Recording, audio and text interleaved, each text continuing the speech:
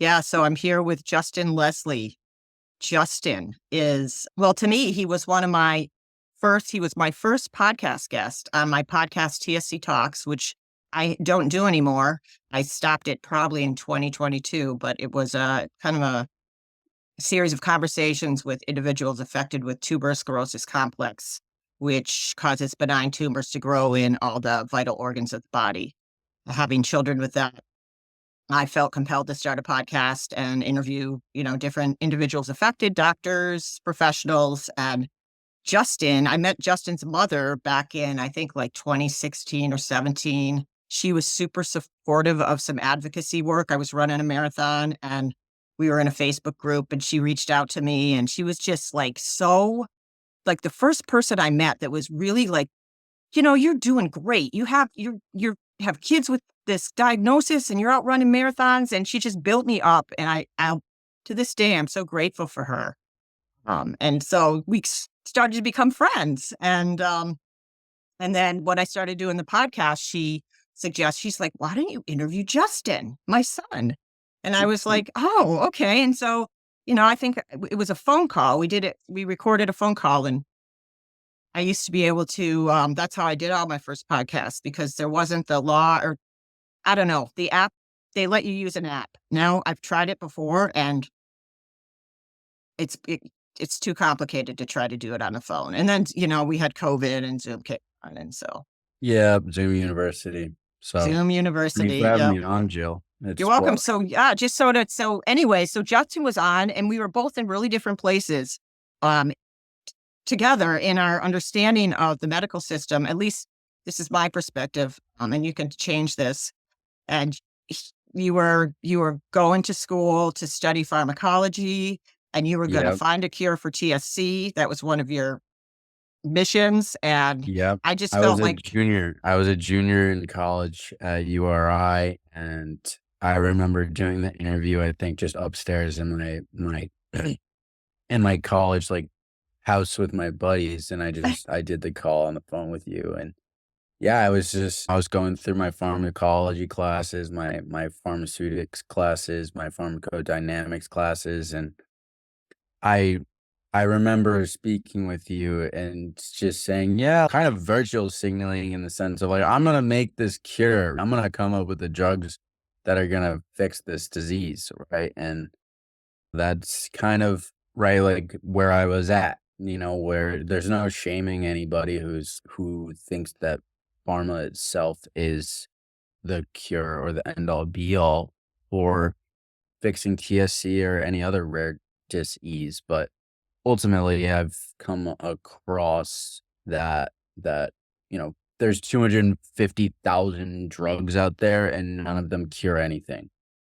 So what does that tell you? What's the root cause? It's some sort of like inflammation and among other things, right? That causes what they call disease, where it's really just your body is at dis-ease, yep, right? Where so I've done a bunch of unlearning and mm, unknowing since that talk for sure, Jill. And it it's just a funny. really long journey that I had to go through. It's not easy either because I mean I totally could just be working for a pharmaceutical company right now making like 100K doing whatever, but you know, I I have to follow my divine axis and speak truth versus lie to myself.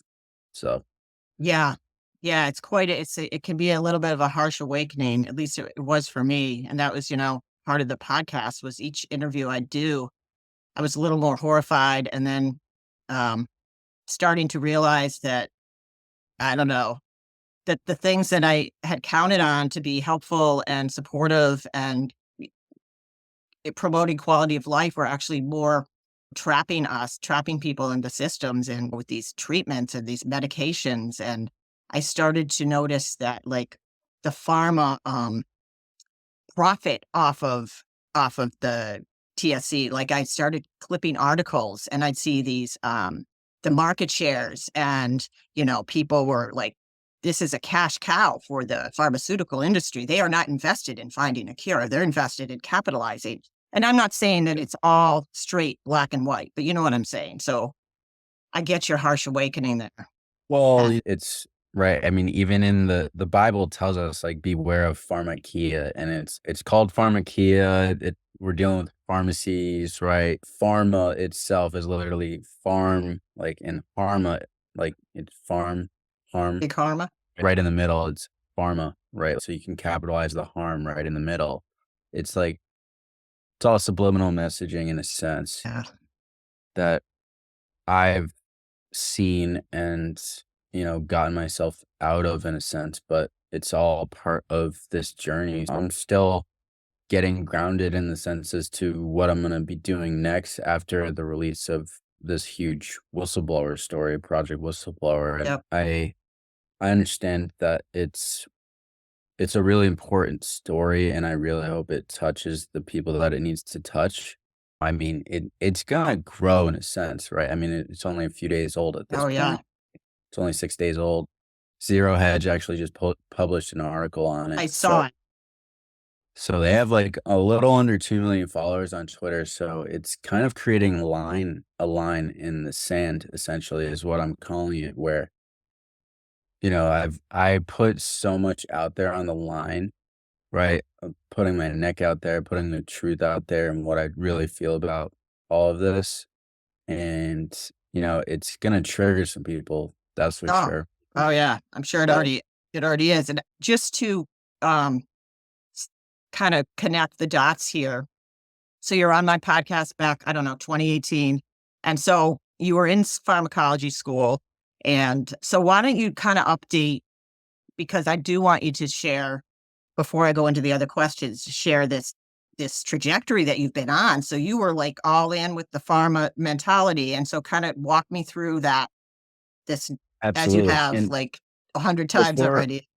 before I even actually touch on that, when you interviewed with me back in 2018, do you know if you were you tapped into more of the holistic stuff I or have the transcript. In fact, I was reading it before we came on, and we were both like talking about certain doctors. And let's yeah, see, probably like Dr. DeMario Dr. and Demario was in there, and it was just really supportive of the community, and um, kind of totally. I you were do talking still through. support the community. It's just I don't know if they support what I'm gonna be talking about. So So, I mean, you sent me some questions and you basically said, walk me through your yep, timeline since 2018, so I can do that. yes, Um, what was it? It was 2018, right? It was what, the spring, I think. So I think so. I was You finishing know, up. I remember it so being my junior year. I'm not sure if it was my fall or spring semester, but that would change the year technically, but it's okay. okay, Um, Yeah, I was going through pharmacology. I loved the pharmacology and everything and going through all that and learning about drugs and thinking that this is so cool, like we're learning how we're gonna be, myself. I'm gonna learn how we're gonna fix people in a way, yeah, but always subconsciously I look back, I'm like subconsciously I acknowledge that there was no presentation of like, "This is a cure, this is a cure, this is a cure," right? It was all, "You're taking this drug for this disease or this symptom or this virus or this bacteria that you're sick with, or if you have strep, this is what you're gonna take penicillin A," or if you I don't even, like, pay attention really to medications anymore just because 'cause I'm, like, so far out of all of that hmm, now.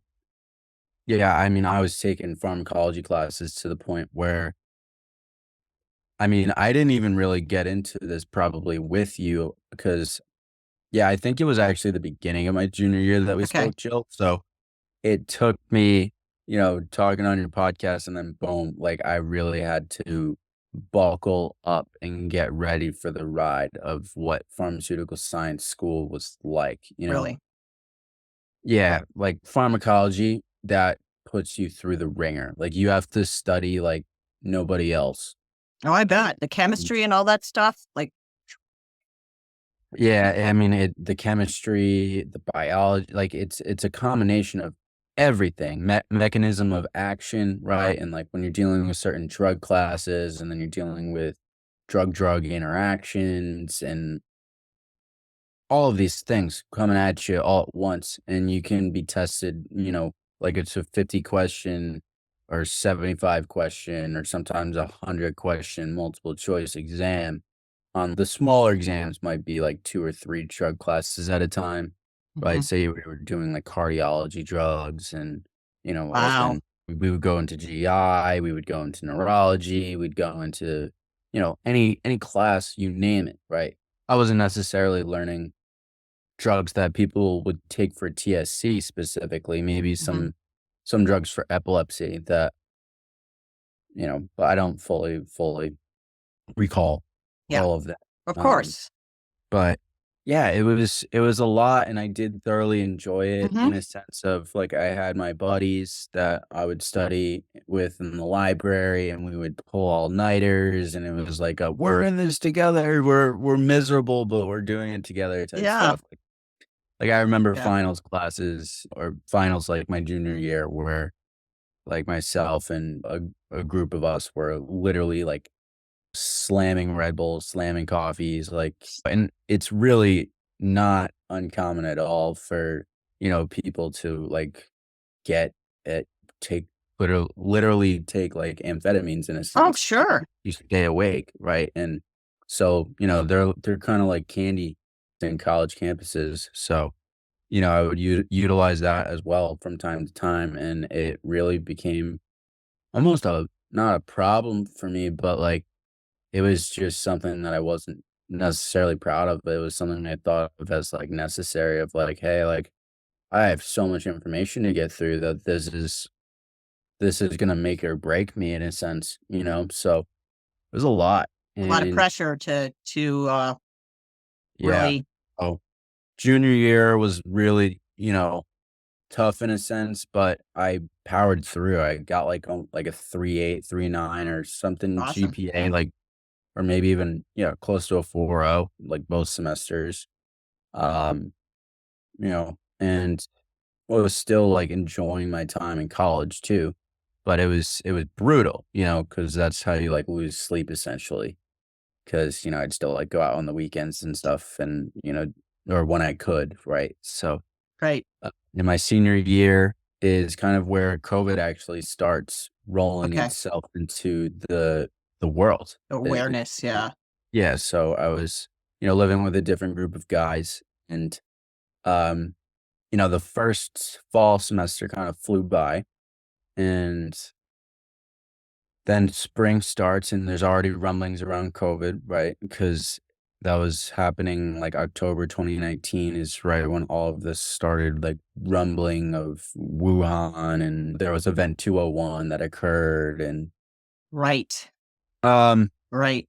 I don't know, I wasn't afraid of whatever virus that they're talking about. I'm like, "Oh, okay, like, it seems like it's all nuts," kind of in A a lot of way. hype, a lot of hype. A lot of hype, yeah, like, "Oh, the media is really picking this up, Yep. huh?" Like, they're really trying to do something here, Yeah. and, um but it's not like I was necessarily Weren't saying afraid. fake either in a way, right? So, True. went through Me either. that college semester, and then, it really kind of gets interesting where I went on spring break to Fort Lauderdale with my friends, and it was, like, right when COVID technically hit Oh, like too. in Towards the March. end of towards the end of my spring break is when they started shutting down the NCAA tournament, they shut down the NBA season, they shut down the MLB season. I think it was what, like, it must have been March. I think it was actually a year ago, or not a year ago, excuse me. A day or 2 ago was March 11th, I think, was the 4-year anniversary of COVID, Okay. like, That's technically, like, hitting in the United States, right? They have to announce these things. oh, yeah. Um, so, right, all these seasons are, like, coming to a complete halt, and I'm like, "Okay, this is nuts." I was on I was on top of a rooftop pool in Fort Lauderdale, like, I had, like, a day left of spring break, and I was, like, trying to enjoy it, but at the same time, I'm like, "Yo, like, everyone's saying COVID's COVID, right? Like, if I get it, I get it, and, like, if we die, we die," you know? Right. And it's So it's that was kind of your mentality or your kind of attitude then? well, I wasn't scared of it, No, right? But no, just they not were playing saying into it, the it. hype.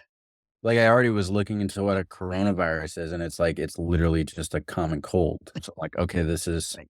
kind of a joke. Like, why are they making such a big deal about it? Right. So, I flew back all the way on a plane, right? There were some people with masks on, some, but not like it became where you had to wear a mask to Right. fly for like American Airlines or any of the other big ones. You literally had to have a mask on, months later. No, it wasn't like a mandated thing, and, I mean, mandate is if you look up the word mandate, it's not mandatory, you can decide to participate or not, Right. essentially. All So these subtle ways they manipulated us. oh, yeah. So, I got back and I continued Zoom University, right? Like, they Hmm. shut down Yep. University of Rhode Island.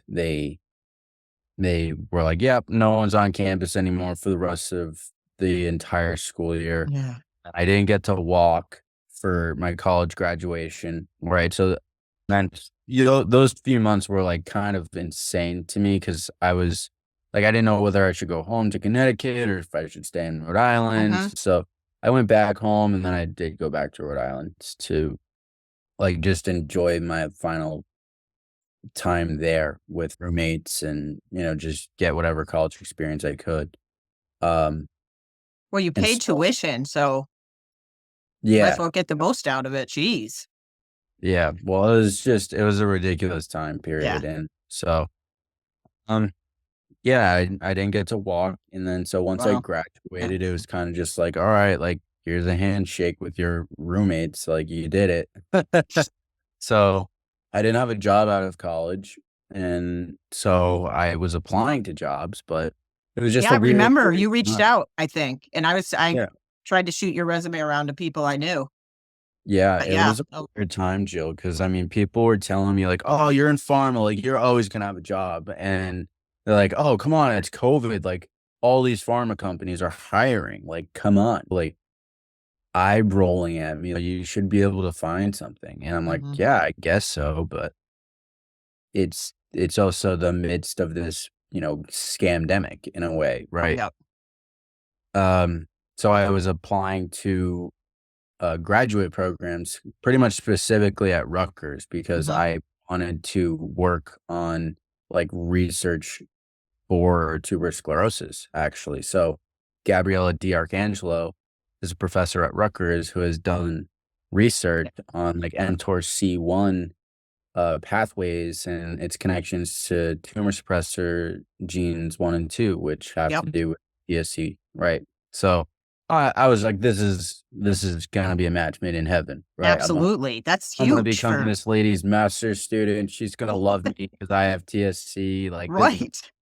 So I reached out to her like after I applied and thought it was all gonna work out. And like turns out nobody's allowed on campus at Rutgers unless you're like Oh, unless you were basically doing your master's like research right on campus, and that was it. There was no in-person classes, none of that, and it was kind of ridiculous because I didn't know what to do. I'm like the type of person who always like wanted to be doing something mhm. and felt like I needed to be go, go, go, like don't stop, like you gotta have something going on. Otherwise you're gonna look like you're doing nothing with your life. So, like, I studied for the GRE. I applied to Rutgers, both campuses, Newark and New Brunswick, and I got Mhm. in. And then I took the New Brunswick one, and like, I don't know. Looking back, I still haven't finished the degree, and like, nor will I be able to because they literally make it so that you have to be vaccinated in order to like be in their school. And so it like, that wasn't something that happened right away because Right. I was on the Zoom University when the vaccines were going through Operation Warp Speed in a sense of like, yeah, what did they start making them right away in March, right? And then they said they're ready by January Yeah. of 2021.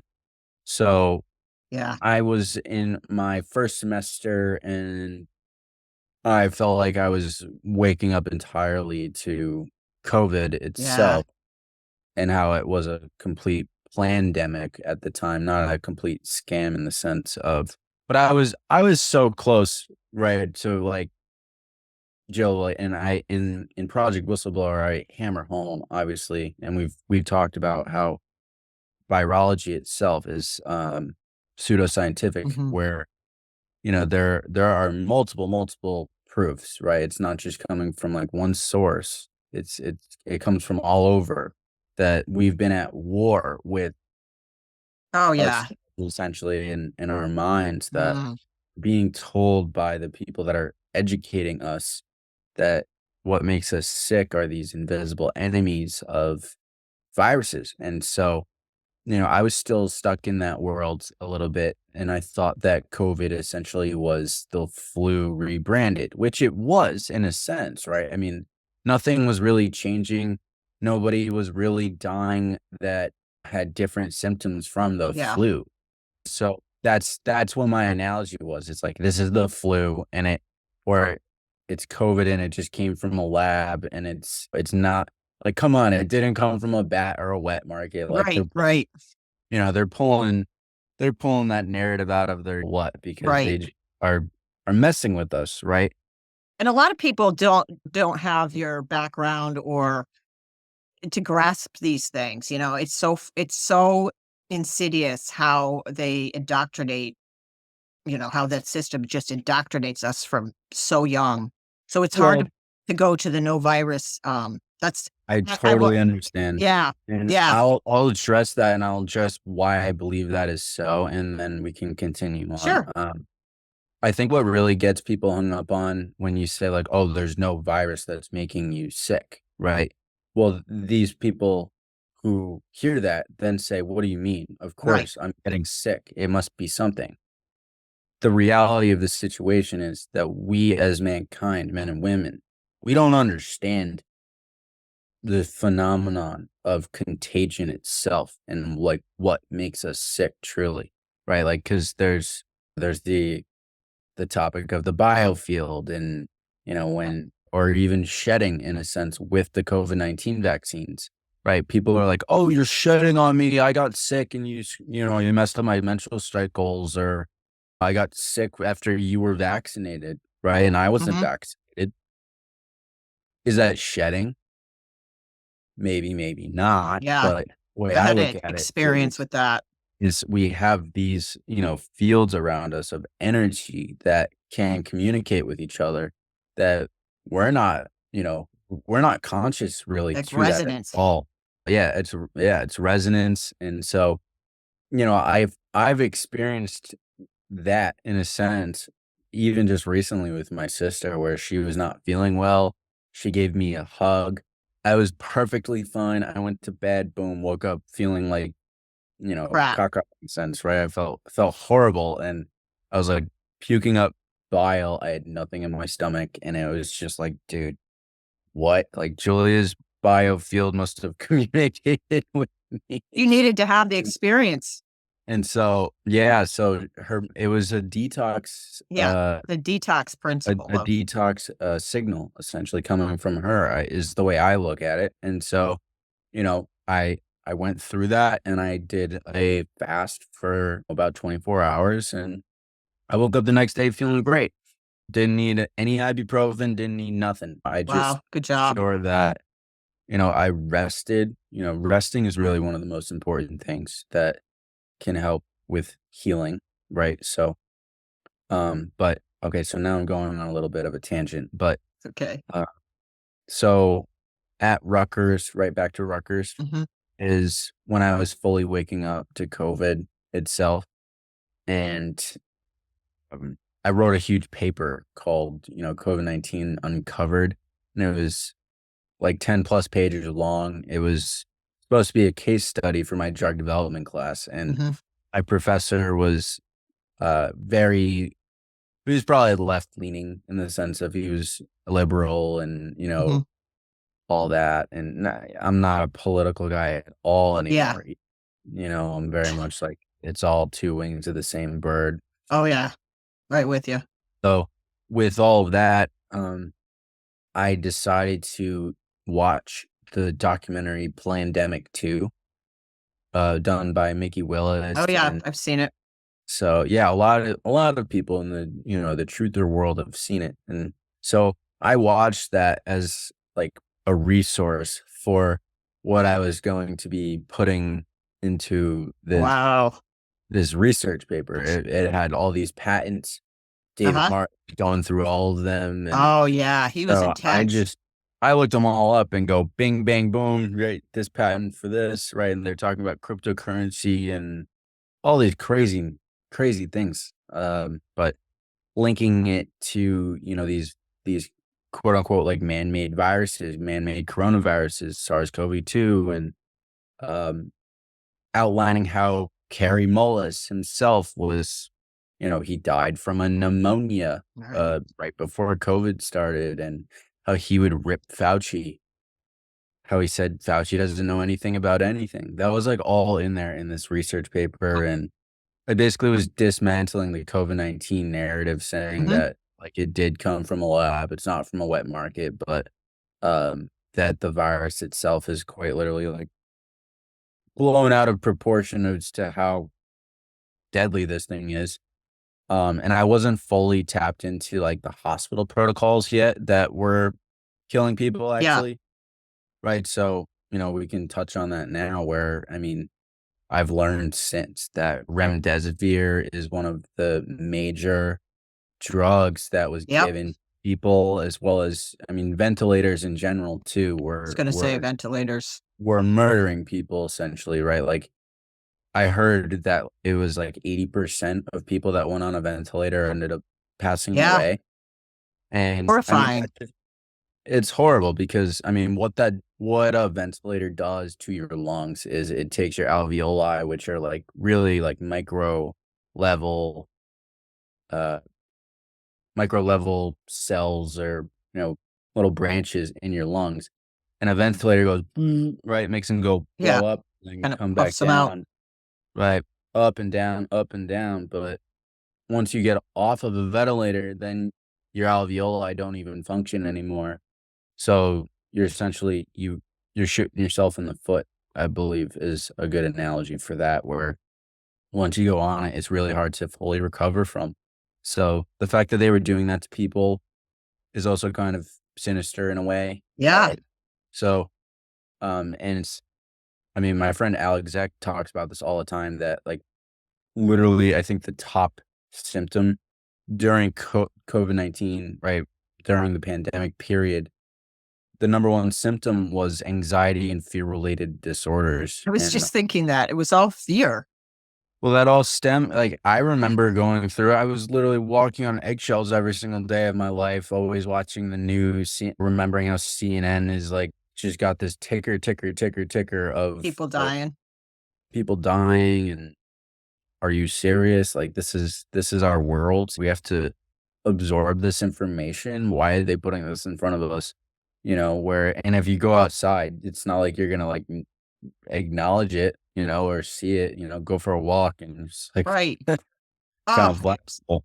you're really describing, just the mind effery so well, 'cause I forgot all that. Like, I never could take it that serious. I mean, I what compassion for people that were dying but it just seemed it just seemed so strange and just we were constantly Well, and yeah, and I mean, I might be triggering some people because people think that, it was COVID that was killing them or their family members, right. right? Where, I mean, there was at the time mass 5G tower rollouts as well, and I mean, once we get into the topic of vaccines, like, people have talked about how graphene oxide is in these shots, and some people have said that that's debunked, and other people say it's 99% graphene oxide. So, I I'm really not sure Yeah, what is exactly in these vials. Someone from the truth-seeking world needs to do mass spec on seriously. the vials Hmm. themselves, right, and really get to the bottom of it. So, but those machines are like $70,000, I think. So, Really? yeah. Oh So man. it's it's crazy. Yeah. So, um, let me get back on topic. Right. I'm trying to think. Where were you? That was I wrote that right. The paper. uncovered paper, and I lead to, you know, wanting to utilize my undergraduate degree at a job because I was like miserable, and I essentially like reverse manifested, I guess, working at Pfizer because I I was like, there's no way in hell that I'll work for Johnson and Johnson, Moderna, or Pfizer. I literally You said remember that. saying to my sister, and like we First were in, manifested it. yeah, I was like, there's no way in hell, like I'll do any other one, but not those three. And then it turns out that, I got a call from this mine land company, and they said, hey, Pfizer's hiring in mass. And I was like, "Okay," like, I guess I felt like I had to take the interview in a way Yeah. still because I told my mom I was gonna take interviews, right? So I'm like, "Alright, I'm gonna do it." Like, figure out if I can even get hired. There's Just no give it a way. shot. Yeah, give it a Yeah. shot, right? Like, and it just, yeah, yeah. Like, they were the only company that wanted to hire me out of Well, I any feel like other it would ones. spirit put you there. You're supposed Yeah. to be there, you know? Yeah. Well, so when I was offered the job after doing like 4 other interviews, or like 4 total interviews, like for pharmaceutical companies over the past several months, and I got offered the job in like late February, early March. I was like, this must be God offering me this. Like, For sure. I'm like, okay, like I guess this is my Just where you calling. going? No, no, God. Like, let me think about this though. Oh, I So bet. It's almost like your ego and spirit were like arguing and like you could yeah. feel that pull. But Well, my just to ego be an insider. I think my ego didn't wanna be part of any of Yeah. it. My ego was like, "Dude, like, you gotta, like, Stop you're this. not gonna do this. What are you doing?" But my spirit was like, For "Come on." sure. I have no doubt, Justin. When your mom told me that you were working at Pfizer, I was like, something's like shot into me like, oh, that's big. There's a reason why he's there. Yep. So keep Um, going. so, yeah, I took a job as a formulation analytical scientist, and I didn't even know really during the interviews that it was gonna be, like, directly on the COVID-19 mRNA injection. Like, they were telling me, "Oh, yeah, we work on all these projects, like, COVID a little bit here and there, and then we got the saRNA and this and that," and it didn't really hit me that I was working on the COVID vaccine until I, like, stepped in to work and, like, I was working on them. I'm like, "Wow, I'm actually doing this." Yeah, I bet that has to be like a powerful Yeah, well, I moment. mean, first day on the job, I was asked, "Oh, are you vaccinated?" And I was like, "No," and then they're like, "Oh, well, we'll get you signed up. Here's your computer. You don't have to stay here. You can come back next week and go through your trainings at home." So, I was like, what?" I just came up here and to Mass, and you're telling me that I can just go home again? Like, okay, Oh my cool. God. So it worked out because I was, like, in the process of moving to Massachusetts anyways, so it provided more leeway in that way. Yeah. Um, so yeah, that was cool. And then, Were you in Boston or where were you? yeah, I was in Boston Okay.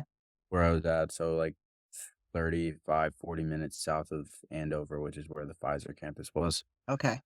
You'd say, like, articulate through the progression of your awareness of each new level of half truths and deception Did I from write the that? Hopkins Good. blankery and the pharma world, the realm, the role that I was in. So, yeah, I was the fuckery is that I was, like, the only one I felt that, or no one was really, like, asking questions to any of it. And so the vaccine rollout was already coming down the pipeline. There was no impact that I was going to have from like making sure that the vaccines were going to be stopped entirely. I was asked first day, "Hey, are you vaccinated?" And I mean, it wasn't like mandated yet either. So there were some colleagues that weren't vaccinated at least like right away. But like, Mhm. so, I had this one colleague friend who was hired around the same time, and I'll leave her nameless, but Sure. he, she was also unvaxxed. And like, she had asked me, like, "Oh, are you vaccinated?" I'm like, no. And she goes, "Oh, me neither." I'm like, "Oh, shit." She's like, "But I'm getting mine, like, next week or something." And I was just like, "Oh, okay, yeah, me too, I'm scheduling mine out." And I don't know, I look back in hindsight, I'm like, I wish I could have used my critical thinking to maybe, like, press into a little more with someone like her, or just I don't know, I could have maybe sent out some more egregious emails and complaints and bring up the notice of what was really happening, because I I look I wouldn't second guess yourself, though. I think you were handling a lot energetically. well, absolutely. I mean, I was crying to and from work sometimes, like paying attention to all alternative media circles, Oh paying attention god. to people like passing away, and even just hearing real world anecdotes. Like, so, I for the audience who hasn't seen Project Whistleblower, Yes, I we will have it's a that in linked and all your it's links. a documentary where I line out this entire journey. But, when I was doing the undercover obtaining of information for Right. Project Veritas, during my time inside Pfizer, right? Like, I literally had a real world experience where, my mom connected. I forget the actual example, but like my mom's friend's friend, like Mhm. person, it was like a 75-year-old, 77-year-old, I think, is in the video, but they had passed away right after the booster shot, like the day of, or the day after. And so my mom tells me this, and to me, and it says this in the video, that this information, it was only Pfizer at the time. So I'm like, okay, that is the drug that I'm working on. How am I not supposed to raise these questions? Yeah. When this is the biggest clinical trial in the history of the world that is just being tested on Yeah. mankind right now. And I'm working on it.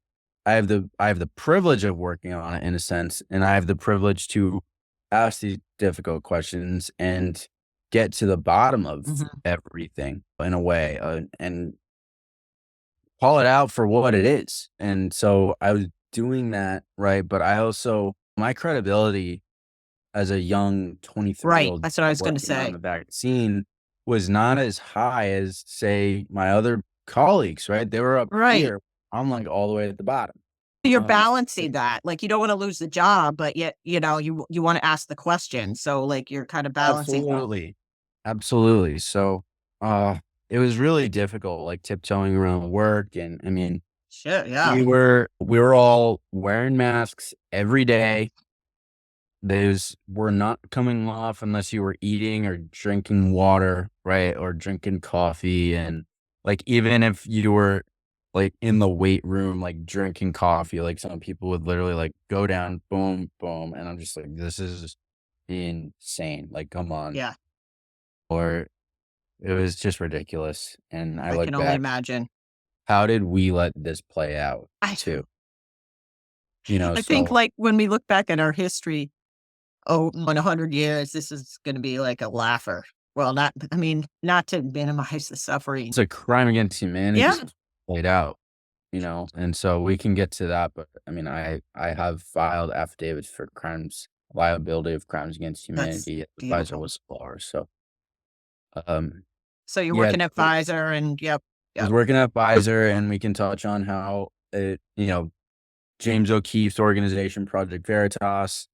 they come across as this truth-seeking organization of journalists, right? And Yep. I kinda got sucked into even what they were doing with, like, all of the election fraud and all of that, right, before I even took the job. That's actually why I had reached out to them before, because they were doing, in my eyes, great work Right. in Me too. the I followed him. right, so but I'm so, like, tapped in now where I basically say that elections, they're selections, and that we don't really have a say Sure. anymore, any of that junk, and then it's Yeah, it's all no. plain. I feel like the strings are way above our level. Yeah, really. Yeah, but that's one of the reasons I reached out to them, and then Okay, Joey so O'Malley. you decided to reach out to Project Veritas. You're working at Pfizer, feeling all Right. this like I want to I say felt a guilt or moral whatever. obligation, Moral like a ob that's yeah, like moral you had to do obligation, something. like a moral compass of, like, you have to do something, bro, because you're here on the inside better. Reach out to this company, they Yep, can help you, yep, right? And so they came across like they were very trustworthy sure. and, the whole thing, like, I just look back and I wonder how it why it played out the way it did in the sense of they provided me the undercover recording equipment and, like, basically said, "Have at it, friend, go for it. You're an insider whistleblower. You're working on Wow. this crime against humanity vaccine, like, here Put your you money go." where your mouth is. Go do it. Yeah, and so I'm like, "Alright, cool." So I literally just signed the contract and, like, didn't really read any of it and, like, just said, "Okay, like, I'm gonna do what's best for the world," and, Right, right. No, it all I totally get backfires. that, that It all impulse to backfires because it turned like, they don't tell me until, like, 3 months down the road that, like, "Hey, by the way, you're breaking this recording consent statute, and we ended up doing a vial transfer, like, you broke those laws," and I'm just I was shocked because I'm like, "Okay, if if you weren't going to release it because of recording consent in the first place, then why would you have given me this equipment to go yeah. get this information in the first place then?" It doesn't add up, Did they give and you training on any of this? in a way, yeah, they did. It wasn't like they were doing it illegally though, they were helping in the sense of they were saying like, "Oh, if I were you, I would say this," or "If I were you, I would do this," right? In order to, I guess, elicit information from people. So it was more about getting it wasn't about any of the legality or the ethics around No, doing never this. was that mentioned Interesting. at least from me, like, remembering that, I had no idea, and these people also should have known better that I was a You're just a 23-year-old, kid. like, Yeah. literally just a kid being fed to the wolves because, like, in the contract, it goes, "Oh, you can seek legal counsel to, like, make sure that, you're doing the right thing here." And I'm like, "Well, guys, like, I don't have a lawyer, so, I'm just gonna do this." Like, I guess, maybe a little bit reckless, but on my part, but, I mean, what was I supposed to do? I wasn't gonna be hiring a lawyer for $500 consultation Right. to, like, tell them, "Hey, I'm Right. doing this." That's just a lot of like lack of real communication there, Yeah, so you it was know, definitely a ridiculous, concept for them to at least not, like, kind of like throwing you out to the wolves a little bit. yeah, well, I mean, they could have just brought up, like, they didn't even have to say in Massachusetts. They'd be like, "Oh, Justin, you should, like, look into recording consent," and, if they really cared. Well, yeah, Okay. I mean, and yeah, okay. So So, there you with are that, going into work with a camera and whatnot. yeah, so I was doing what I was doing, and then I was obtaining bombshell information after bombshell information, and, I mean, it starts with Conwall talking about how COVID Wait, who's worked. Conwell again? Conwall was my manager. Manager. Okay. Very sweet lady. She really is a very sweet Mhm. lady. I think she's just, obviously programmed to Trapped in believe. the system. Yeah, she's totally trapped in the system, So many. making a ton of money right now, and, yeah, but she's very sweet, thinks she's doing the right thing, and, doesn't totally get it like I did, I think, and so she goes on in the exposé to explain how back in 2018 that Pfizer was working with BioNTech, right? Mhm. The overseas company. Ugur Sahin calls Catherine Jensen explaining, "Hey, I have this RNA. I need help formulating it and manufacturing it. Can you help?" And Pfizer goes, "Yes." Catherine Jensen goes, "Yes, I will help." And so they were working on modified RNA flu back in 2018, Mhm. and then it just so happens that 2019 we have, this new New flu. virus that doesn't exist, that I've come to understand, right? And Right, hopefully our right. audience will come to see this conspiracy itself, where Conwell lays out a conspiracy in itself, and once you apply the virology and the pseudoscience, it's like, wow, this really was something that came Mind out blowing. of a plandemic in a sense, right? Because Moderna, which I also technically believe is like a DARPA project of the Oh, military, probably. right? They were a company for around 10 years, and they were doing research on RNA for that amount of time, and they could never get a single product approved. And so, 'Cause weren't y there people dying and stuff in the truck, or they were not the with animals? symptoms, people Yeah, dying, having really hard, probably heart attacks and things of that nature and myocarditis, you name it. yeah, It could never, ever get approved. Right, and so Conwell goes on to say, like, "Well, we have this emergency use authorization with COVID, so we," meaning Pfizer and Moderna, "would like to get through it now," in the sense of like, "Oh, we have this opportunity to basically usher in our RNA projects and put them into formulate them into vaccines," and it was just when she said that to me, I was sitting there, I was like, "That sounds like the most ridiculous planned thing in the history of anything, like, yeah, come on, how does you're answering into, uh, like, it was a ridiculous thing to hear yeah. Holy from an crap. insider's perspective, because and now it looks even worse because we've seen how this whole thing has played out, and more people are truly waking up to Yeah, the whole the narratives that and that's the are beauty being of it. played out, right? And it's really damning. So that was a couple things that were said. She goes, Albert Bourla, Ugur Sahin basically, are generating this is a weird time. This is like real-time data that we're generating. We don't know anything. She was calling the RNA and LNPs very sneaky after talking about how Johnson and Johnson was having like clots, right? Where there were only Right. like 2 clots that happened apparently with Johnson and Johnson, right? But I'm hearing people dying from these boosters with with the Pfizer shot, and I'm just like, "This is crazy on the Yeah. inside, like, this is nuts." So, like, thank God I'm doing this because it feels like God's work at this point because, this expose that I'm gonna be doing with Project Veritas is gonna, like, help save millions of Yep. people eventually taking this vaccine. So, like, patting myself on the back in a way, right? But Well, yeah, yeah.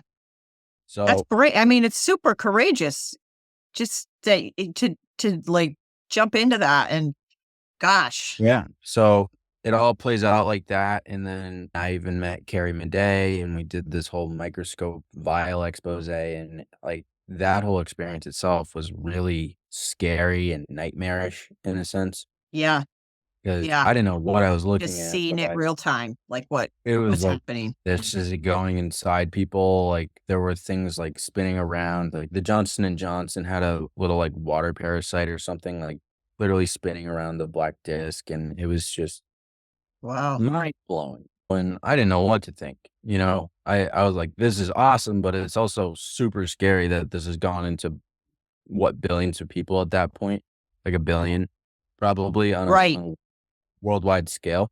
Yep. Yep. People were freaked. People were, yeah. Oh yeah. So I like was freaking out in real time, and then Carrie like went viral on Stu Peters, literally talking about everything and said Project Veritas, Pfizer whistleblower, stay tuned.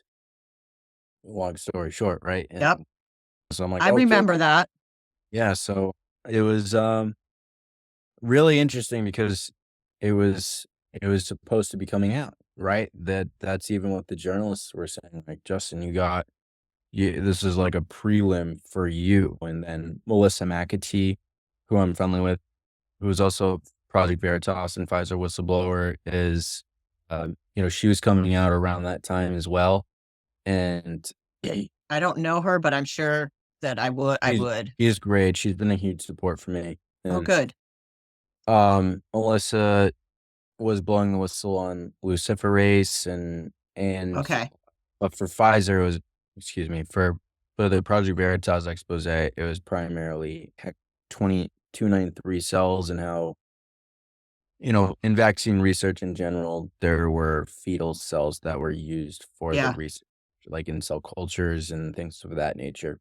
So, uh, Project Veritas kind of only wanted to really touch that, which it was already kind of public information. You kind of just had to really dig for it. So it was Right. I nice to learned hear about it that. from it was nice Uh, to hear it from like internal emails from people inside Pfizer, right? From like Vanessa Gelman. And wow. Yeah.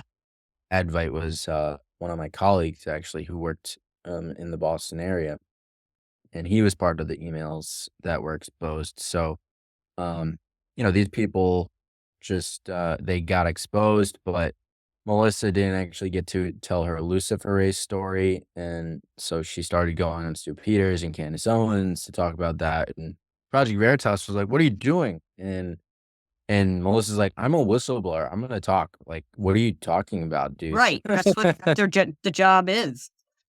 Yeah, so and I mean, Project Veritas. Truth. yep. So it all gets really interesting because, you know, I wasn't sure why it wasn't included in her story, with PV, right? Yeah. Yeah. I That had to wasn't be. connected with Melissa at the time, so I didn't know, but they kept calling me like a secret weapon essentially and just like, "Stay tuned, Justin, remain patient, like, your story is gonna be huge." And so I just kept keeping the faith, and Yep. so, What else could you you know, do? I I mean, you're got like chomping at the bit though to like get to the bottom of this. That's what it feels like. Like you just absolutely, let and me so get this over with, get these things stopped, you know? right, so, I got exactly. I just wanted it to stop, and Yep. so I got more information from Ramin saying that there were zillions of adverse reactions and reports after I talked to him about my mom's friend of a friend basically dying, Yep. and like, "Correlation is not equal causation. Oh This is yeah. not our concern, like, don't worry about this." And then he, like, makes a metaphor about the heart and that, like, nobody's talking about that, and I'm like, "Dude, what?" And the Project Veritas production team told the journalists that I was working with, like, "Hey, this is huge, like, that's a huge admission." So, I'm like, "Okay, cool, more content," Yep. and then Yep. the big, tail on the donkey was, with my vice president, Nick Warren, after they approved the emergency use authorization for, the COVID-19 Pfizer vaccine for kids. They actually literally changed the formulation Right. at the minute with the buffer, and so they downplay it So in they the didn't meeting. even test it basically. Yes. So they downplayed in the meeting that there's a bioequivalence.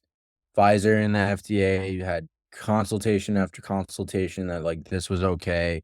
And then, Bill Gruber, actually, who was a senior VP for Pfizer for clinical trials of vaccines, admits at like the 2 hour and 39-minute mark and into this video that they didn't do any clinical trials on it, and that Pfizer and the FDA basically said, like, "That's okay," and that they did the clinical testing on the phosphate buffer formulation versus the Tris one that was being approved, and the reason that they were going to approve Close Tris, enough? but well, they were approving the Tris because of the ease of manufacturability, stability, and No. storage for, like, Okay. pharmacists, because what pharmacies have -80-degree freezers? None. Like, none, Yeah. right? Like, who owns that? So it was definitely ridiculous that they were even working with a product, in my opinion, that was a -80 degrees Celsius It's storage temperature, right? what a So setup for just complete mismanagement of it right at the start. oh, yeah, it was absolutely ridiculous. Yeah. So, they approved the easier storable product that didn't go into any people's arms, which is crazy, and really, it's fraudulent in the Yeah. sense of, Un um, it, like, like, makes they me wanna cry. yeah, and it breaks my heart that I knew this information back in Yeah. 2021 too, but I was manipulated and coerced and threatened and told I would Part of the get process you had to go through to be here now talking about it, Justin, yeah, I mean, you literally know? threatened with, like, jail time and Wow. with Seriously? journalists that Wow. I was working with, so it's crazy, right? So I was getting all that info. There was an FBI raid of Project Veritas during my time as a source, which in hindsight and even in real time, like looking at it, I'm like, that was like really nuts. It kind of felt like a part of a movie, like, oh, this is a perfect part of the script to just insert that into my time as Wow. a Yeah, whistleblower. like you're sitting there watching the Truman Show play out. Oh. Yeah. Yeah. Now was that So after the Jordan Tristan Walker? Oh, no, that that was was when I was a whistleblower source. okay. Okay. So Jill, I mean, the timeline, we're all yeah, here. I was a Sorry. whistleblower, and then James had met me, like, a month after that, after I was going so hard as a source, and he's like, "Oh, yeah, like, we're not gonna tell your story." I'm like, "Dude, what do you mean? Like, this is a crime against humanity, this is genocide, this is so important for the world." Right, And like, more called my important than content anything, really. called my content A minus, and then offered me a job, and then left after eating a bowl of soup. And I was like, "This is ridiculous," and I didn't know what to do other than drive home and cry, and it was one of Ugh. the worst days of my life, actually, the day I met James, like, probably the worst day ever, because if he had the quote unquote "testicular fortitude" to go to bat with that information, how many people would have been saved? How many people would have woken up to the vaccine agendas? How many people would have stopped taking booster shots after booster shot after booster shot? I don't know, but we will never know. And it's truly incredible because, after coming out with Project Whistleblower, I have an anonymous source who called me and said, "Justin, thank you for doing this. Like your story, like they were working with me in a way when I was at PV, and they called me and said, Project Veritas spent $2 million of donor funds on your story as a whistleblower, and they decided to throw all that investment away and just not tell it, Wow. It's which just is mind blowing. yeah, $1 million. That's a lot of money, my friend. it's hard to hold that information. Yeah. So it just makes you question, like, okay, if they spent $2 million investing that into me and my story, and then, like, knowing how powerful it also is, right? Since it's coming out now, like, people are telling me this is huge, Yeah, and and, I feel like, like it is. imagine in 2021 what it would be like, Yeah. right? What it would have been like. You So, never know I guess, it's painful as it is, there's no going back and hijacking the time. It had to play that way. well, so I made mistakes, and so, I had to go fix it, And so the way I was gonna go fix it was by taking that job offer 4 months later and said, "I'm gonna," like, I made a Yep. promise Makes to sense. God, Jill, like, it was me and God. I'm like, "Yo, I don't know if I'm supposed to stay at Pfizer or not, but something's telling me to go work for Project Veritas and go get the Pfizer story back." Because, like, I was like, "Oh, I could go to another campus maybe and work there and try and do the same thing," but I knew how powerful all that information was. So, I So was exposed to it all, so I'm right. like, "I'm gonna go get it back." Absolutely. So, Totally. it I can took feel a that long you were, like, at that point where yeah, I can feel that. I had blood on my hands is what I like to Mhm. How you like the this, yeah, analogy, I've heard because you I say was that. working on something that I considered a bioweapon death shot or clot shot or a toxic poison bomb, something that should not be going on. Bioweapon, yeah, for sure. So, yeah, so you So, take that job. I don't blame you. Like, you're I going took great it. guns. I am not gonna be done with this until this is out, kinda thing. Yeah, so it took me like 6 or 7 months to learn undercover journalism, and, I mean, to Mhm. get to, like, my progression of waking up to half truths and deception, like, there's so many layers to it all where, I was, like, still kinda stuck on the flu and saying COVID wasn't isolated, so I thought it was the flu, and then it really took me towards, like, the end of my time at Pfizer to the point where I was like, "Okay, virology itself is really, like, Faulty. faulty, questionable, like, what are viruses?" Like, we don't even see these things. They're the invisible enemy, so it was a gradual awakening to that, and Mhm. I don't have, like, an exact date in my head of, like, "Oh, it Oh, yeah, clicked," but right. it But was basically between the bridge of going from Pfizer to PV, basically, where I, like, truly woke up to it, yeah, and so I started working as an undercover journalist, and I was always gonna be on the Pfizer beat. I was always looking for someone from Pfizer to, like, sure. explain to me what was happening and the bait and the game to the FDA stuff from Nick Warren or just any of that. But, you know, I went on meetings with like one person from Pfizer prior to Jordan Walker, and it was just, they had no idea what was going on. They were like, "Oh, I don't really want to talk about work." Like, yeah, this and that. Like, Yeah, yeah, yeah, I'm sure. BS, So I was really wondering, like, okay, maybe I shouldn't have left Pfizer, but it's all gonna work out. And so, one thing leads to another, and I was sitting down in front of Jordan Walker towards the beginning of 2023 after connecting with him around Christmas time the following year, right? Mhm. So we were communicating, and we sat down, and he was very cordial, very nice guy, he had a huge smile on his face. Uh-huh. So, he was excited to see me, and it was, it was interesting because I sat down with him for, like, 40 something minutes before we even really discussed work. I danced around the whole thing, but my alias itself was built around, like, the biomedical world, Yep. and so, you know, it, uh it led to me asking he just said something that led to me asking the question, "So is Pfizer ultimately thinking about mutating COVID?" And then it almost feels like it was, like, scripted in a way because he's like, "Don't tell anybody this, don't tell anybody this." I'm like, "Oh," Wow. So, like, you know? double agent.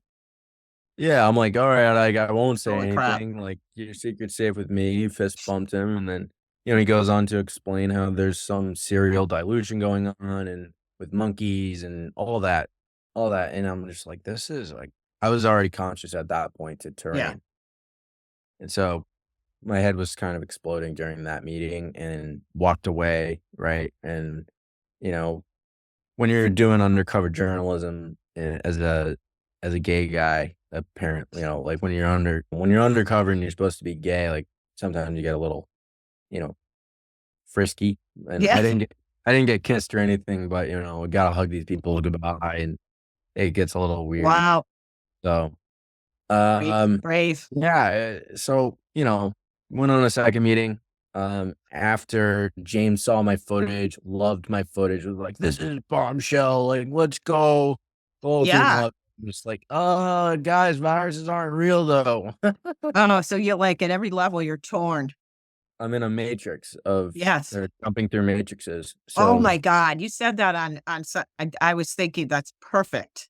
That's I what you're was doing. jumping through matrices. Yeah. So I went on a second meeting, went really hard on that one in the sense of asking really difficult questions. And then one thing leads to another. We go to the third meeting. They're like, "You have a story. It's going to be bombshell. Like, let's go." And then so I went to this. We actually had, I wanted to do it in Brooklyn, the Dumbo area at this like really nice restaurant. And so, Jill, I like to make this really interesting because I don't want to like be super repetitive for all these interviews, right? Because I definitely talked about all this stuff before, but I connected with some guy named Jacob who's been very cordial with me through Twitter DMs, and Uh-huh. he has like vetted me essentially through Twitter, asking me questions, said like, "Oh, like where was this spot, that you went to this meeting?" And I was like, "It was in Brooklyn, it was in this Dumbo area, and like, let me just confirm with you that it was here and not there, and Uh-huh. et cetera." And it's just gets really interesting because he starts decoding all of this, and he was literally talking about, I'll share all this information with you, but he essentially, 401 days prior, had done a full-blown decode of saying that this video was all about, like, Satan and, like, satanic worship. It had to do with the Kraken. Like, the Kraken is, like, the release of, like, Satanism in a Yeah. sense, or it was really interesting the way that he was portraying it, those aren't my words. Jacob was, like, Okay. decoding this way. Wow. Like, there's literally with Jordan Walker getting surprise interviewed, right, by James, he's like there's a picture of him on the phone, right? He's, like, on the phone like this, shocked, caught red-handed, and there's a picture of a kraken right on the ceiling of this Oh, restaurant, and he just, like, there was also Jesus and Mary and pictures in the oh restaurant my as god. well, and so the pizza restaurant was called Ignazio's Pizzeria, and that all decoded is connected to Ignatius Loyola, which is connected to the Jesuit order, right? He's the founder of the Jesuits, who are part of the people that ultimately control narratives around the news and everything else, Mhm. like they're one of the high up controllers Like of, deep yeah, deep cabal state, or deep right? state, Like, yeah. so it's really interesting because he was saying, like, "Who made those decisions? Like, was it you or was it James? Was it another journalist?" And I was like, "Dude, it was all me." He's like, "Dude, so God literally was just inside you, like, pulling these strings." And so I have to, like, look more into what he even said back That's really interesting. millions of Wow. days ago. But yeah, he's like, There's so many synchronicities with your stories. Like, God used you as a pawn to do all of this. I feel that. The minute your mom said you were working at Pfizer, I'm like, "Oh." Yeah. And then when I So, saw you with anyway, I saw you with Alec, and I was like, "You've gone all the way around to yep, the totally. So camps." did the Jordan Walker story. It got 50 million views, and, like, I was, like, happy, but also concerned because I'm, like, at the same time, obviously conscious to terrain, and I'm like, "This is literally affirming virology on a subconscious level, affirming dangerous viruses being mutated," and I was like, "This is not part of my story. This is not part of my divine axis. Mhm. This is extremely opposite of what I actually stand for." And so I continued to just do my job, continue to do undercover journalism. I did a great expose of this ed camp organization in Long Island, which is a professional development of teachers that pushed like Oh, LGBTQ wow. the kids. And yeah, so it was definitely an agenda too, it felt like, because I mean, it ended with this professional development day on a Saturday that literally has to do with, um, telling kids, like, "By the way, top surgery is okay, like, we're getting rid of boys and girls in classrooms, and let's do this at the elementary level." I'm like, "This is insane." Yeah, Like, and it's in the schools now. I I mean, am not against people that are gay, no, LGBTQ, or any of it. It's more like, "Hey, don't push it on right, children." don't exactly, exactly. You Like, if you you're do 18 you, and you but wanna if you're 18 and you're all about, like, going through gender transformation, by all means, at that point, I'm not gonna stop you're a you, grown ass right? adult. Go ahead and do Yeah, it. go ahead. I don't But like it, but I'm do also you. gonna tell you about the repercussions and be like, "You're mutilating yourself as well," Yeah, and, you might disagree with me at first, but there have been a ton of people who have gone through those surgeries and I have, know. like, walked back on their affirmations and say, "I screwed up too." Like, 20% people will come out and say that. A lot of it's a trauma thing that it just gets morphed in with the indoctrination. A good friend of mine is gay, and she's really educated me on this, and she almost had the transition. She was considering it. She didn't almost have it, but considering that, and then she had to do a lot. She did a lot of like inner work, and I don't know. She came out the other side of it, and now is like very outspoken about this issue, especially Yeah. with the kids. I have a friend who's gay too, and he's like, you know, I don't it's not like he's like pushing being gay on anybody else. He's like, I think it's ridiculous that there's an agenda with it all. Exactly. You know, like people can be gay. I'm not saying that that's Right. bad. It's more like what comes from pushing being anything onto kids. Like let them go about their own way, go about their own growth and all of that organically Totally. is you're dealing with another parent's child. Like this is not cool. So, Absolutely. so I basically had to leap from Project Veritas to OMG right after that story was released because I didn't see how I was going to be able to corroborate my whistleblower story without access to James. And so I joined Sure did. OMG, and then I worked there for like 5 months, 6 months, however long it is, and so I started working with sources as a journalist, and so this is where I started to accumulate or see, like, where the filter is, because I had these sources who I thought had bombshell stories. Like I flew all the way to Minnesota to interview with Kim Witzak, who's an FDA committee member, and she had this crazy whistleblower story that, there was like one article maybe written about this back in 2017 about Uh-huh. her, where, so it's not public and she'll like tweet about it from time to time, but like she was taken off of this board from this black box warning vote, and it actually involves Pfizer and Chantix, right? So it's Pfizer's drug, Chantix, yeah. and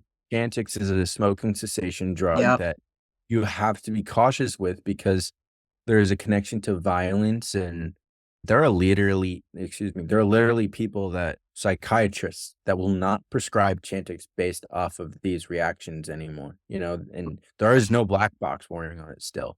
So it had a black box on it for like 9 or 10 years, I believe. And Yeah, I then had friends that took it, and they talk about their crazy they yeah, it's yep, intense, it's intense not is a what they said. conspiracy.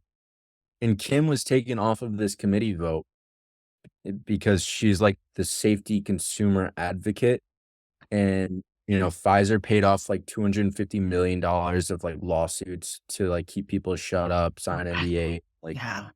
insane. And then in 2 years, their investment paid off because Kim wasn't able to downvote it and spread awareness, and the black box had taken off. And then the drug itself saw nearly $1 billion in profit in 2 years from Wow. 2016, to 2017 border and then into 2018, right? So it took off and went from black box to blockbuster drug, right? So it Yeah. just goes to show that there's so much corruption in the pharma realm. Oh, And don't get me started with the what they've done with, Epidiolex, the TSC drug, the CBD. Yeah.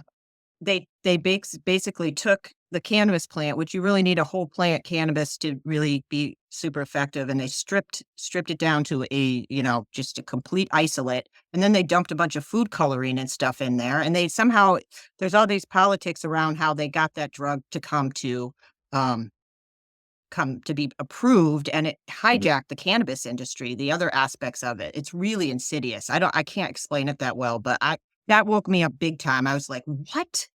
Yep. You know, They're getting into, like, the patenting of nature and and it doesn't work. I have 2 kids on it, and it's might be a little better than some of the other harsher pharma epilepsy drugs, but they're still having the breakthroughs. Yeah, because because doctors don't really understand the mechanisms of that plant because there's no research that's allowed. And anyways, I hear you it's on the crazy. FDA. So, Kim has this crazy whistleblower story, and it wasn't told because my colleagues and James just never bought it. They didn't think it was powerful, Mhm. so James did an interview with her. It took her, like, 9 or 10 months to finally interview on redacted. So she got to tell her story, but That's it good. took a long time, to go through all of it, and it was, like, just a waste of my time, a waste of Yeah, her time, and so I felt it was just to put her into the film, as well as yeah, Raymond Bard, who has this clean Twitter now story, which, is not trending on Twitter by any means because it's Twitter, right? They're shadow banning me, I'm pretty sure at this point. But Raymond has a very powerful story as well. He's a human rights activist and he's done this with Facebook, so it's not like it's a one-time thing. hmm Or in Facebook in 2012, he came across like child pornography and exploitation on the social media platform Facebook, and got the attention of a lot of people. hmm Raymond also has credibility in the sense that he's been in Congress, like, fighting for this before, right? So, he also has a book, right? He's done this all over, and he flies all over the country and the world, right? Not just wow, even the United States, like, he goes to, like, Mexico, he probably goes to London, and he's all over the place. So, he interviewed with James, and James was, like, nonchalant during the entire interview, didn't really care. And so after the interview, I thought otherwise. I thought the story was great. And Raymond was like, dude, he's not going to release that. I'm like, really? You think so? yeah. And so, one thing leads to another. James said, no story, basically, no smoking gun. It's, you know, So he's opening up these Pandora boxes and then just kind of like letting it go. Like, yep, yep. So like certain filtering levels, now. certain truths are allowed, and then certain ones aren't. Well, and the story itself was cut up, which was pretty crazy, and the other journalists I was working with also thought it was a big story. So, yeah, Huh. I included that in the film as Yeah. well, and then it leads to James right after that, it leads to hearing the rumors that James is going to Bohemian Grove, Right. and, you know, once I hear that, I'm like, "Alright, I gotta find my way out of here because Bohemian Grove, I do not wanna be associated with that." Just Yeah.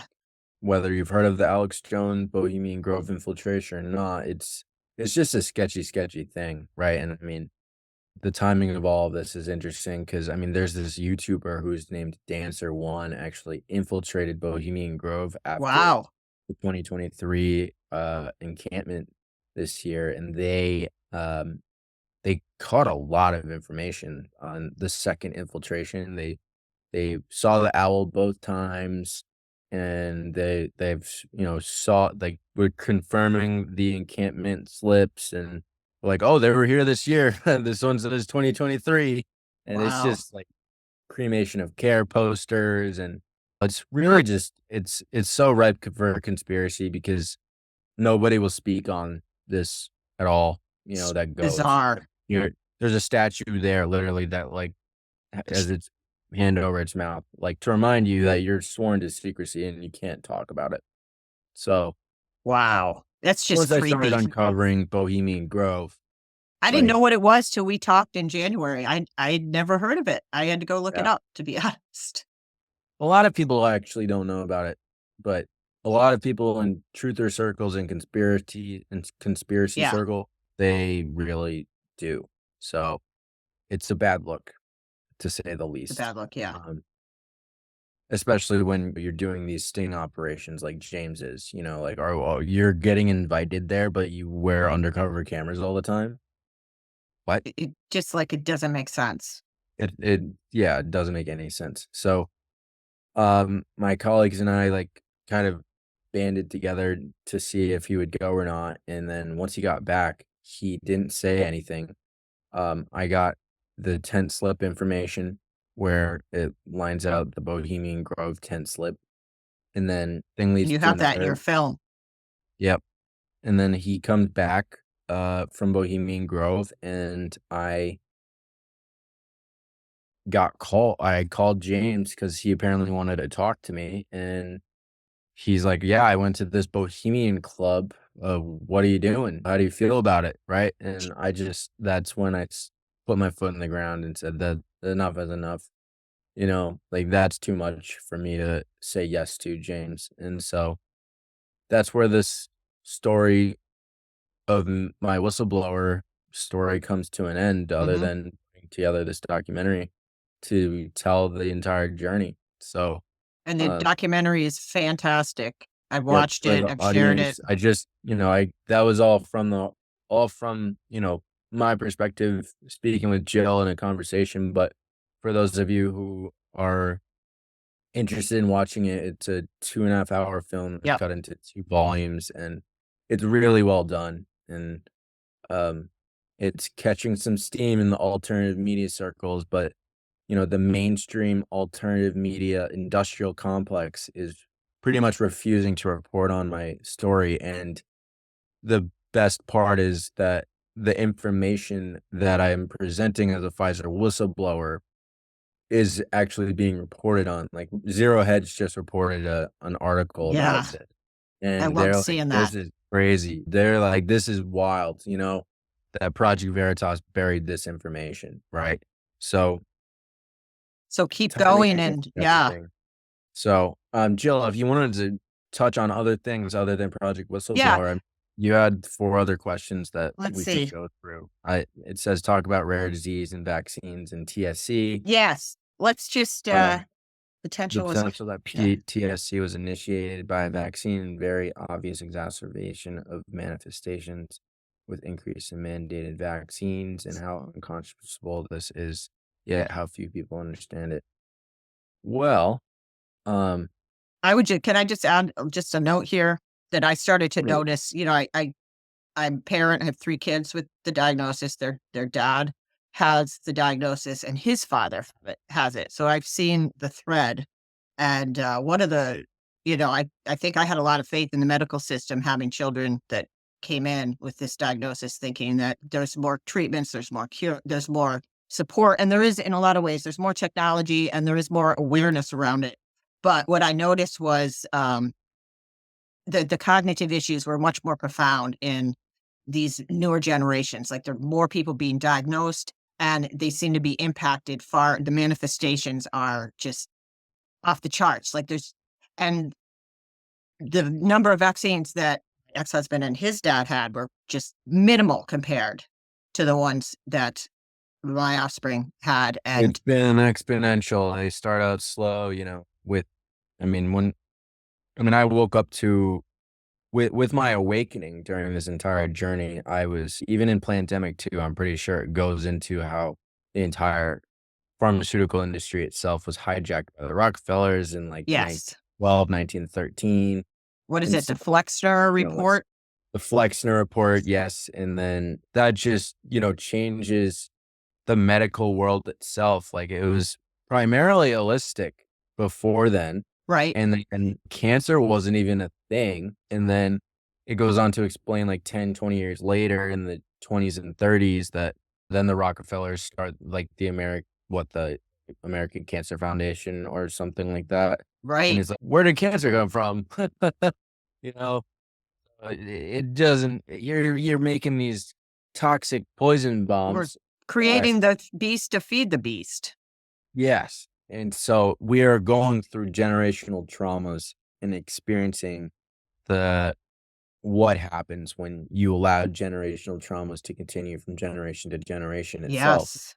So, And um, manifest in physicality. I mean, yeah, and so benign I mean, tumors with and all the vital organs. right, with rare diseases such as tuberous sclerosis, right? Since I have one, I mean, my diagnosis, I may contribute to vaccine injury itself, um, but I'm not really sure. Was it something that's genetic? And I mean, I myself am questioning even genetics nowadays of like what are Right. genes? What are chromosomes? Are those even really And like what's DNA? yeah, what's DNA? Those are It's all light things that codes. truther circles are truly actually asking nowadays, right? Yep. Like there's the people are going down all of the rabbit hole of I science because know, it's great. we're discovering that, virology is pseudoscientific, bacteria isn't actually making us sick and that it's actually good for us. Right. It's part of the process of like healing and It's supposed to eat up the junk. eat it up. Yep. Like if you look at a log that's decomposed, I think of nature so often and just that natural process, how, it breaks down and it's needed to break down. Yeah. Anyways, but yeah, you TSC wonder if something gets turned on, like some signal, like that's the vaccine, like, the whatever one it is, there's some switch that is, and you have the genetic vulnerability to it, or there's some diet thing, or it's an epigenetic, trauma, like something activates it. But it definitely, yeah. Anyways, epigenetics is huge, that's for sure. I've learned that, and I'm not saying that like, I mean, I was diagnosed with tuberous sclerosis and I show the symptoms of it, but is it reversible? I don't know. right. Uh, I've had people tell me it is. I mean, and I've had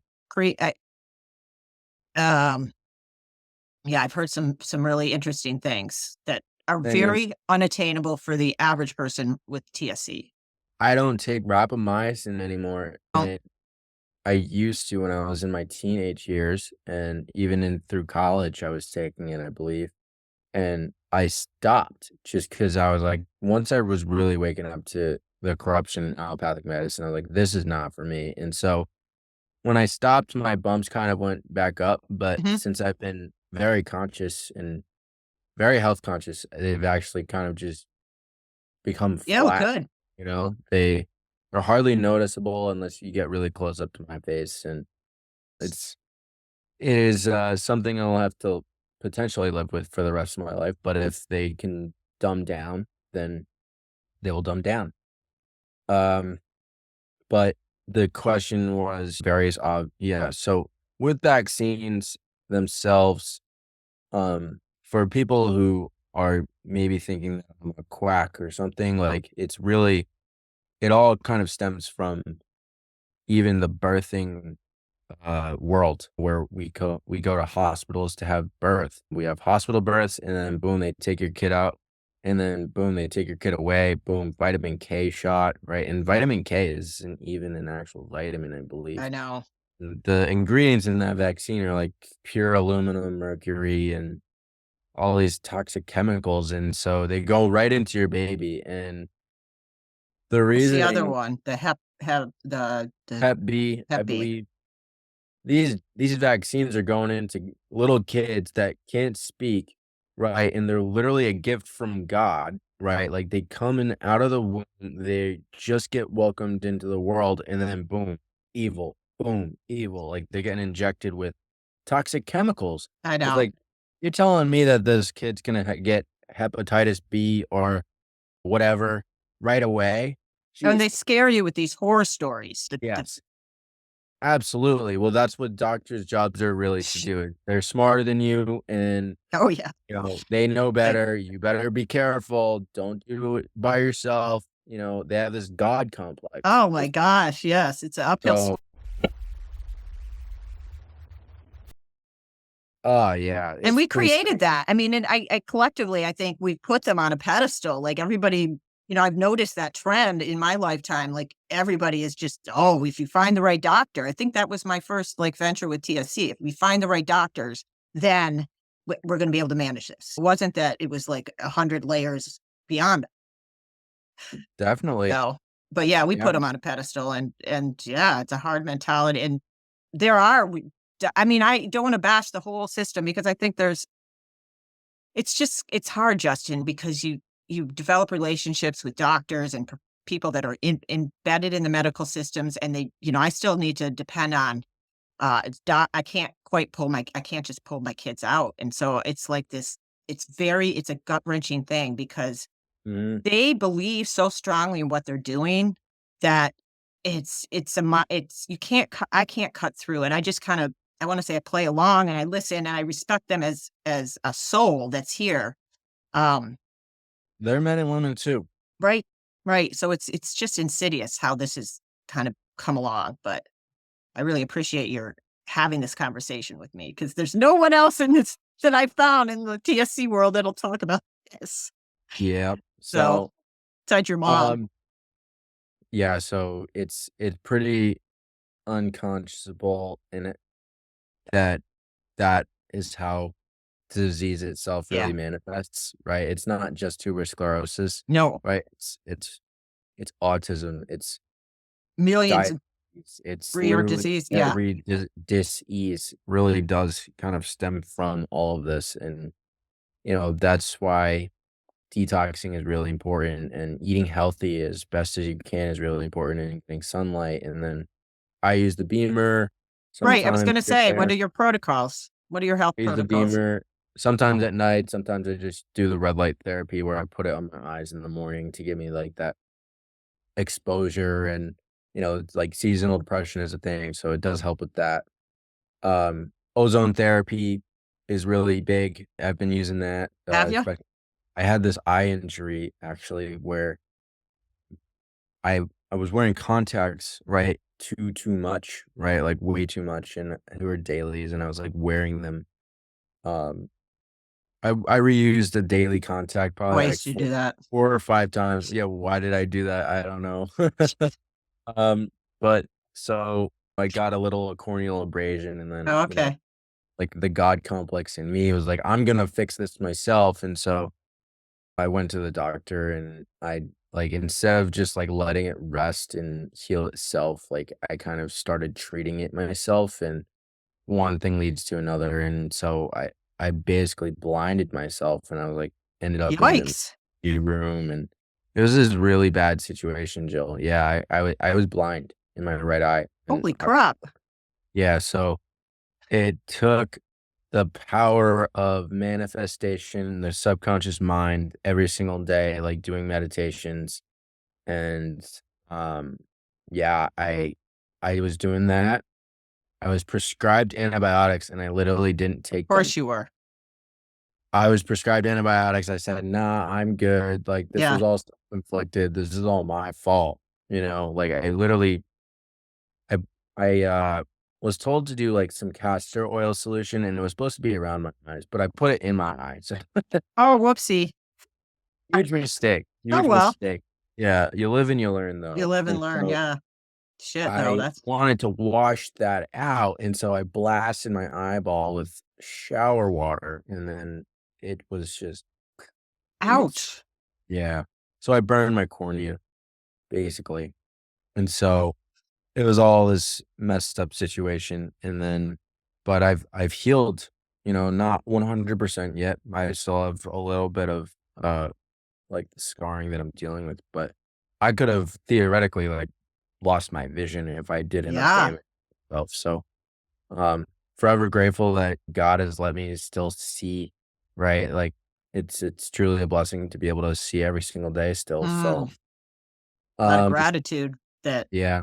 So, yeah. if you wanna move is that Yeah, I think you're, I know, we've been talking a long time. Let's wrap this up, but, so yeah, the LifeWave patches, you use those still just to do you Yes, the life wave also was helping for, yeah, just a few more just my to hear your health protocols, because LifeWave is a great, yep. it creates stem cells actually naturally in the human body, and Yeah, so you don't need to necessarily get stem cell injections that are like $2,000. Right? right. It's I'm trying to put it in front of the oh, it's you this got little it. thing. Yeah. Yeah, I Yep, use them. that's yep. I got one on my shoulder right now. Yeah. Um, so LifeWave can help with pretty much any ailment for the people that are wondering what it really is, and I'm no expert in speaking about it, but there's this photon, like, light therapy that Right. It's like a actually light therapy kinda. stimulates stem cells in the body, and you wear the patch for anywhere from 12 to 16 hours, you're supposed to.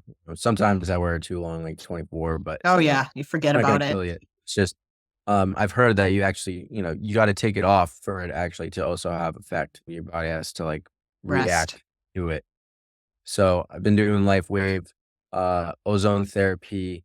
I mentioned a little bit, and so I have a affiliate with PromoLife where they're a American-made company, and they do my favorite is like the ear insufflations and then just ozone water, and so ozone is really important because it's triple oxygen to the cells, and um, what's the most important thing that we need is actually oxygen, Yeah. Jill. Like, you can't go 4 minutes without breathing, basically, Yep. and you can go 40 days without eating, or you can go 4 days pretty much without Without water, water. right? So, what's the most important thing?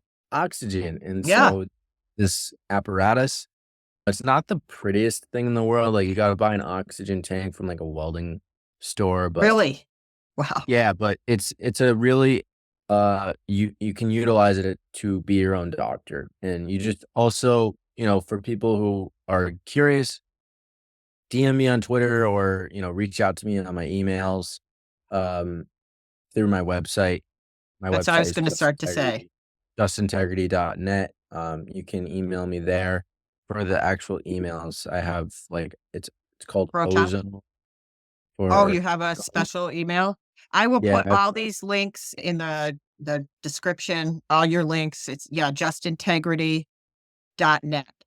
right, which is And where they can find the documentary itself, and then all of the connections to, these products. yep. Did I miss any? Beamer, the patches, the ozone therapy. Oh, I also am, uh, working with, my friend Danny Parrott, who's the people's herbalist. He has a ton of unique, tinctures and things of that nature to help self-heal as well.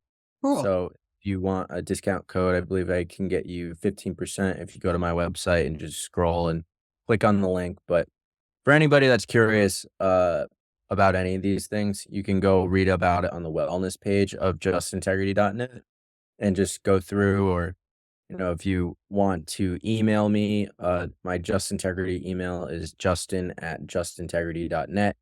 Or you can email me on pretty much, Yeah. I'll give you certain emails, Jill, but, You're we yeah. can find you. There's one more thing I wanted to mention about that. Ah, oh god, I just had a old lady brain fart.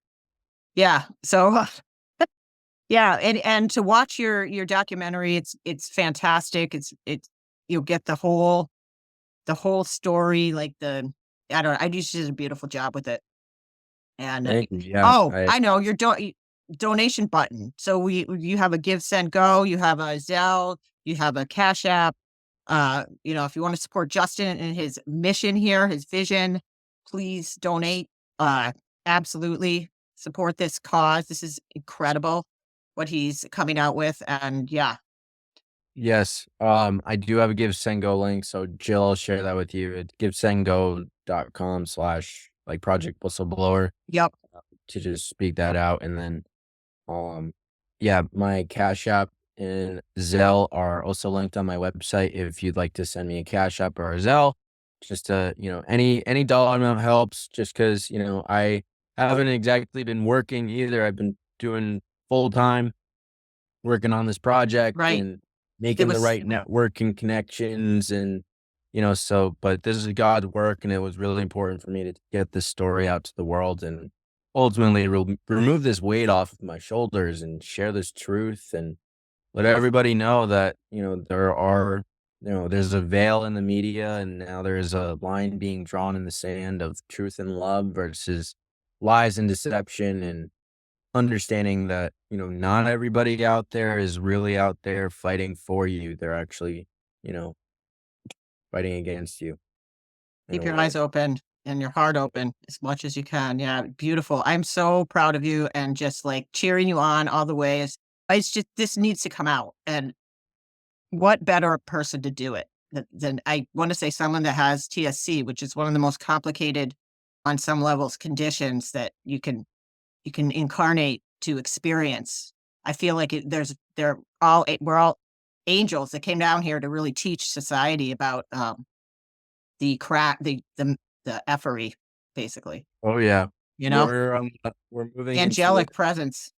the new free world that is going to be co-created by people like you and me, and we're getting to a point where the financial system itself is, it doesn't really make sense anymore, Yep. and we're moving as men and women, I think, away from that too, in the sense of, not saying that like you need to be afraid of money or you need Right. to worship money. Quit your job and Money is go an important thing right now right. in this realm, but I've been told that within the next 5 to 10 years that the financial system itself may cease to really exist, and that we as, or within the next 100 years, like, we're gonna really realize that as men and women that it's pretty ridiculous that we let numbers on the screen really dictate who is a good person and who is a bad person, and So true. who deserves a home and who doesn't, right? And so, you know, I'm not trying to get into socialism or anything like that either, but, Right. It's you it know it's the awareness that is coming online is incredible, and I think we're gonna see massive change, and to stay, I don't wanna say override your feelings or whatever, but choose to be choose to see it as transformative and stay positive as much. absolutely. Positivity is the most important mindset to have with any of this, because I mean, my story is definitely a heavy, heavy, heavy It's story, but heavy. if you look at it in a positive light, you can see, wow, like, this is exposing a lot of narratives, and Oh, so, man, a lot of them. and a lot of deception and manipulation, and, so hopefully people can try and put their feet in my shoes, although nobody can really do that. So, At but least, get a little glimpse of your walk here. So, yeah, I don't know, thank you, Justin, yeah, I and think that's hopefully something comes on from the other side of this, yeah, I stay in touch. If you ever wanna do a podcast or and you need support in a way that I am on your team. So, totally. Alright, well, yeah, much all love. right. Thanks for Much having me love to on. you. Thank Well, you. we'll talk soon, alright? Yeah. Bye. Alright, bye.